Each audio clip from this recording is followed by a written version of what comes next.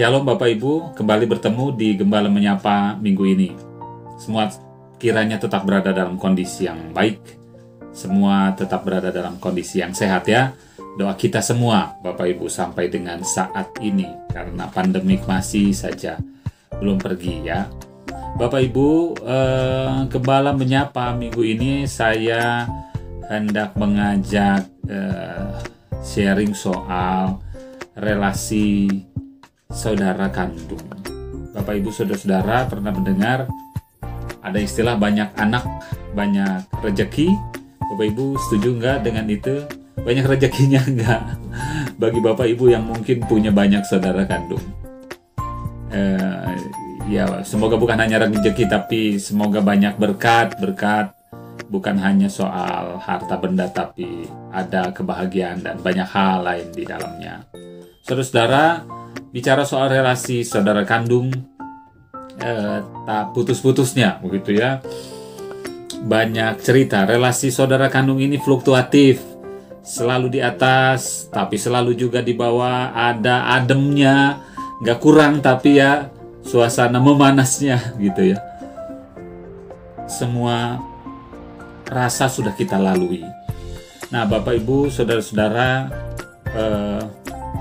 saya juga mau mengajak sharing diri pribadi saya. Saya mau bercerita tentang latar belakang keluarga saya. Saya dilahirkan dengan 4 bersaudara. Di atas saya ada 2 kakak kandung saya, mereka kembar. Setelah saya ada adik selisih 3 tahun.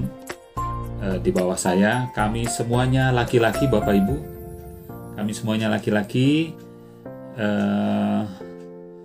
Ya karena semuanya laki-laki, maka ya ada saja lah ya cerita namanya laki-laki begitu ya.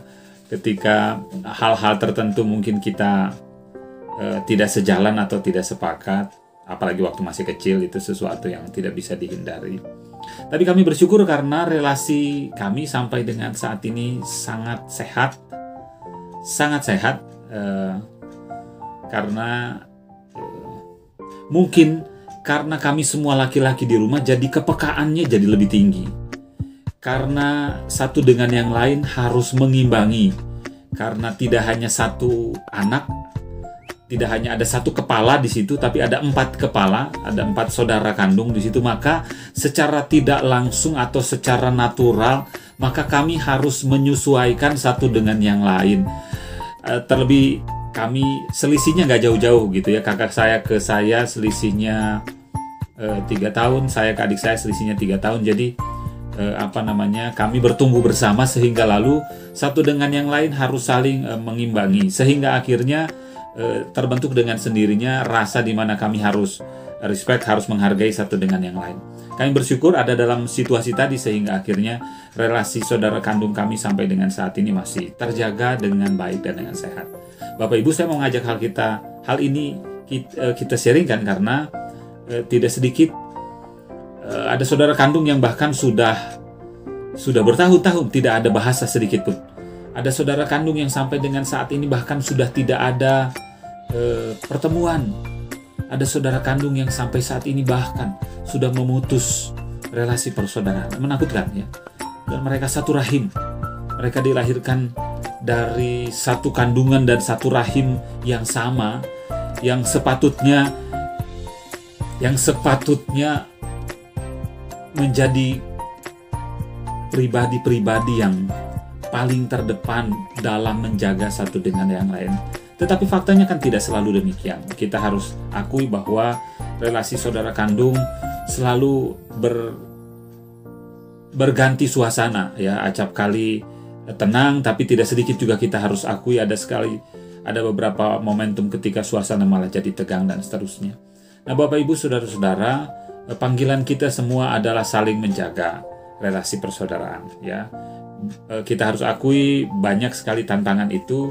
Kita harus akui banyak sekali cobaan yang terjadi dalam kehidupan relasi persaudaraan kita. Tetapi kalau kita sadar bahwa kita dipanggil untuk saling menghargai satu dengan yang lain, terlebih ini adalah saudara kandung, maka saya pikir kita bisa menghormati hal itu sehingga menjaga sedemikian rupa hubungan ini, begitu ya. Saya dalam Gembala Menyapa minggu ini mau mengingatkan, jagalah relasi persaudaraan, khususnya dalam hal ini relasi saudara kandung, karena kita dibesarkan oleh orang tua dengan teladan yang sudah nyata terjadi atas kita, dan kita mau membangun relasi persaudaraan itu sesehat mungkin, senyaman mungkin, dan sadarilah bahwa kita dipanggil untuk menjadi berkat satu dengan yang lain. Kasihilah mereka, barangkali masih ada hal-hal yang masih menjadi batu sandungan sampai dengan saat ini. Panggilan kita mengasihi mereka, panggilan kita mengampuni mereka, dan jagalah relasi persaudaraan itu sampai kapanpun. Karena disinilah panggilan kita semua.